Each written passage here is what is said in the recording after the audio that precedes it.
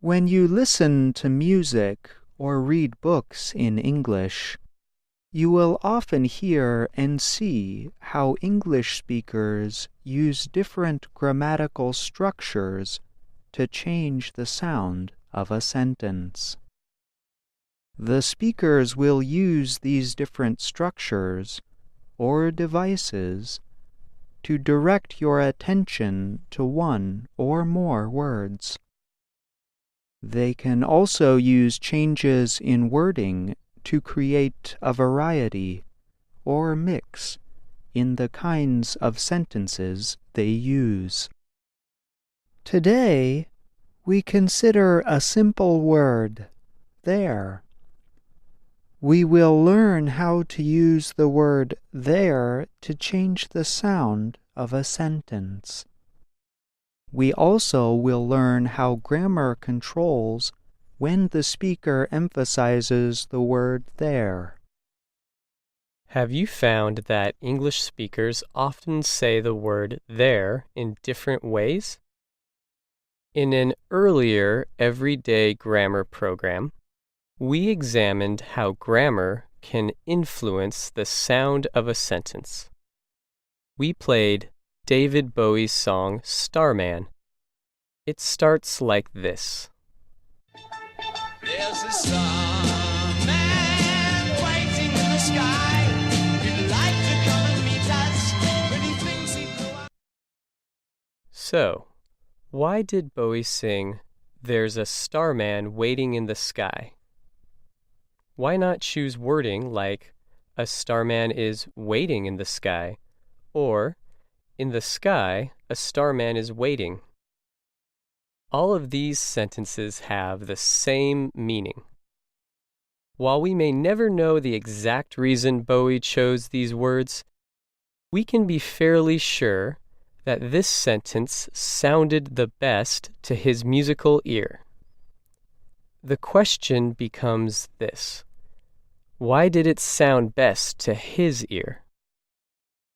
One reason could be that the sentence uses what grammar expert Martha Coln calls the there transformation. The there transformation means changing the order of words in a sentence by adding the word there.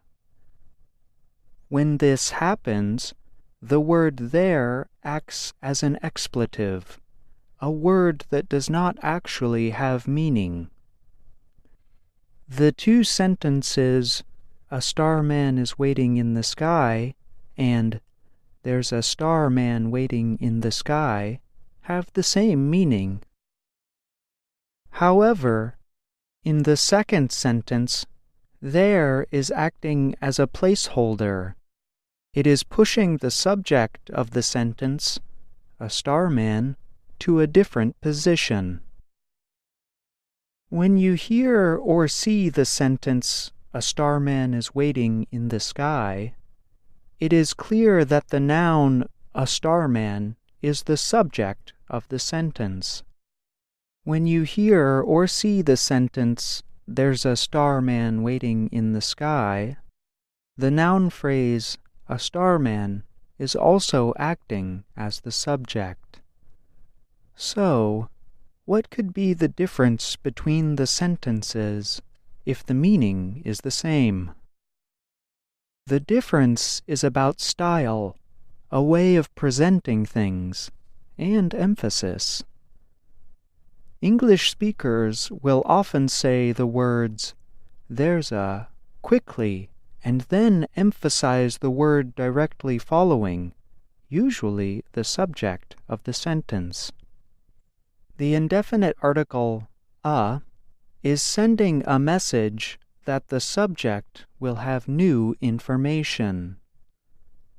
So, when Bowie sings, "There's a starman waiting in the sky," he is setting up the sentence. In this way, he emphasizes the subject of the sentence, which is also the name of the song. You can hear this structure in other songs. Consider "There's a Place" by the Beatles. There's a place where I can go. The Beatles could have said, "I can go to a place," and that expression would have the same meaning as, "There's a place where I can go." But, as you can hear, the sentence, "I can go to a place," does not sound nearly as good as the, "There's a place where I can go." You can learn from David Bowie and the Beatles. They are showing you what native English speakers do with their voices when speaking. Here is the point. If you want to speak or write a sentence that emphasizes the subject, you can use the there transformation. If you want to speak or write a sentence that does not emphasize the subject, you can use a normal sentence. Both choices are grammatically correct, but their effects are different because of their use of different grammatical structures. Until now, we have talked about the expletive there plus an indefinite subject. For example, let's return to the earlier sentences, "There's a starman," or "There's a place." What happens when "there is" followed by a definite subject, such as "the starman," or "the place"? If you use the definite article "the," you are suggesting that the subject is old or known information. If you wanted to change the wording we talked about at the beginning of this report, so that we used "there is the" instead of "there is a," you could say, There's the starman we were talking about. There's the place I want to go. When you do this, the meaning of the sentence has changed. In both examples, you can hear that the emphasis is placed on there because it is acting as an adverb. It is giving information about the location or placement of the subject. The sound of the sentence is much different than the sentence that begins with "there is a." In these new sentences, the speakers are noting the location adverb because it is new and important information. In general, they do not emphasize the subject. You will hear this structure often in everyday speech or in films. Here is a line from Jackie Brown, a film by Quentin Tarantino. The American actor Samuel L. Jackson plays a criminal who sells guns and drugs. While watching a television ad for guns, he makes the following comment. And that there is My a Tech-9. They advertised this Tech-9 as the most popular gun in American crime. In this sentence, you can hear Jackson emphasize the adverbial there. He is pointing his finger at the TV screen and emphasizing the position of the gun. We know that the name of the gun is old or already known because he says the Tech-9. What is new is the location of the gun on the television screen. The important point in this report is that grammatical structures can have an effect on how a sentence sounds. The purpose of individual words in a sentence can influence how they are said or emphasized. You will often hear the words "there is a," in which the subject after the indefinite article is emphasized.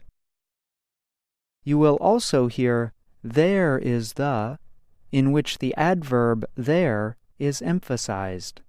the subject is generally not emphasized. Both of these sentence structures are common in popular music and everyday language.